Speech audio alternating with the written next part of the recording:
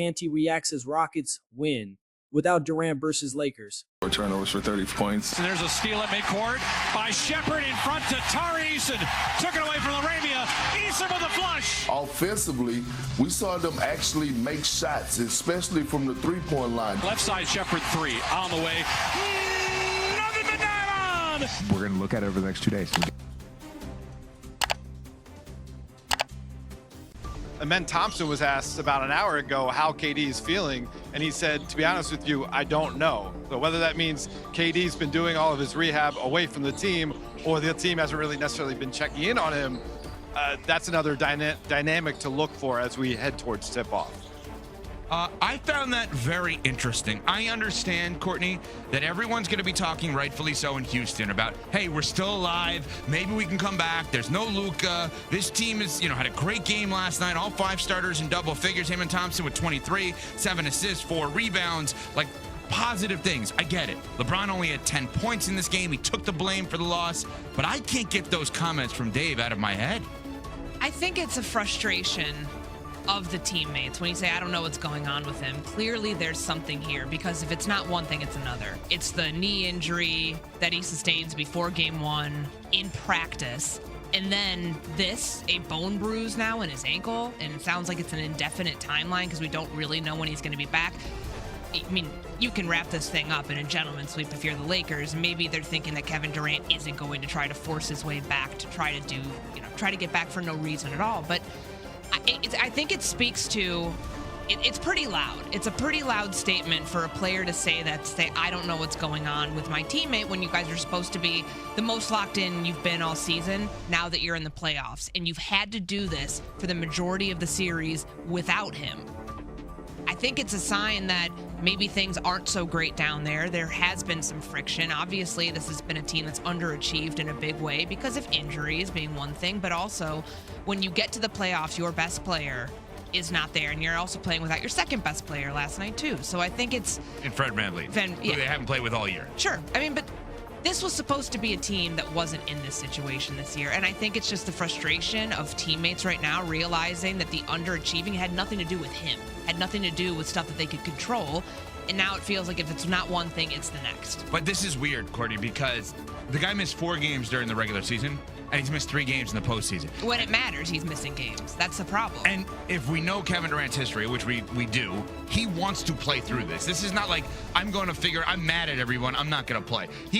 All the guy wants to do is play basketball. Like, that's, everybody says about Kevin Durant, you could critique him, oh, he's different, he's aloof, he's not a leader, et cetera, et cetera. Okay, but all he wants to do is actually play basketball. But now, based on those comments, based on his injury, and yes, the Rockets won last night, and they're down 3-1. I assume LeBron and company will close it out. So it is a fair question, I think, to ask this. Has Kevin Durant played his last game with the Houston Rockets? You think that was a 1-year experiment? I think it very well could be. I think the more fair question, even though it's probably not fair because of the circumstances with injury, would surround Ime Udoka and how much longer he'll be the coach there before we're talking about Kevin Durant and this being a one-hit wonder. Oh, I think both are on the line right now. I think Ime more so than Kevin Durant. Right, but if you painted a picture where all of a sudden the Lakers come back in a Game 5 and win, okay, and they close this Rockets team out in 5 games, I think it is completely on the table that Kevin Durant is one and done in Houston and that Ime Udoka is not the coach next year. For 2 reasons with Durant. 1, just may not have fit, and 2, he has an enormous contract that would help you get another enormous contract. I don't know, let's call that guy Giannis, hypothetically. Not that the Bucks are going to sign up for Kevin Durant, but certainly that is a guy that could facilitate a 3-way deal.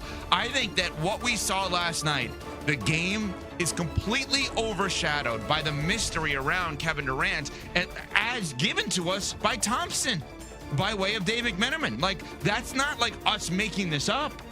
You said, like, that's an odd thing for a teammate to say. Just at this time of year, too, when you know, like, you're right, Kevin Durant has never tried to skirt playing in playoff games. He wanted to play so badly in the series with the Warriors against the Raptors that he came back and ruptured his Achilles. Right. So I don't think you can ever question what his motives are, but the fact that there's this mystery around rehabbing? This creates more questions about what's going on behind the scenes. Is he rehabbing with the team? Is he around the facility? Is it worse than we thought initially? Like, do they feel? Because Amen Thompson played great last night. He carried that team to the win, and they had to rely on him, rely on Şengün. Around this point, the conversation pivots from speculation to a more serious implication. There may be underlying instability within the Houston Rockets beyond injuries. The uncertainty surrounding Kevin Durant, especially teammates not knowing his status, suggests a lack of cohesion at the worst possible time. In the playoffs, that kind of ambiguity usually signals deeper structural or relational issues rather than just bad luck. I don't know if you get another game out of that. Maybe you do and it goes 6, but then you still know that it's probably a Lakers win and they're moving on to the Western Conference semis. This just feels like there's more going on behind the scenes, and you got a very tiny glimpse from a comment a player made during pre-game media availability during shoot-around that shows you that there's more to be seen here, more that we have yet to uncover, and this will be part of the post-mortem of this Rockets season whenever it ends. And I think we'll get a lot more answers that probably highlight just how tenuous this season was, probably before it began. All right, very quickly, I know Juan Nuno Miguel Barrera Teixeira DeVito, our producer, is hoping for a Lakers blown lead here from a storyline perspective. Did you get anything last night? Loss, LeBron only making 2 field goals, 10 points. Marcus Smart jawing at everybody after the game. I mean, you know, is there anything that is kind of there for you to jump into? Maybe they'll blow a 3-0 lead. No, not yet. Like, they lose game 5, I'll be on that. You're there? Yeah, but like, not yet. I think it's just the one, like, hey, it is what it is. They got theirs. Let's go back to, LA and finish it off. And do you think that KD will play another game for the Rockets? I do not. I think he's done. Done. Yeah. I guess I'm still in the minority on that. Yeah, I'm surprised you're surprised. Like, I don't think that's a bold question to ask, and you took it that way, which is interesting. Like, I just think that we should be talking more about Ime Udoka and his future before we get to the Kevin Durant of it all. All right, a lot more to talk about over the next 3 hours and 45 minutes or so, including Courtney with the hot dogs and the ketchup and Wilbon being upset about that.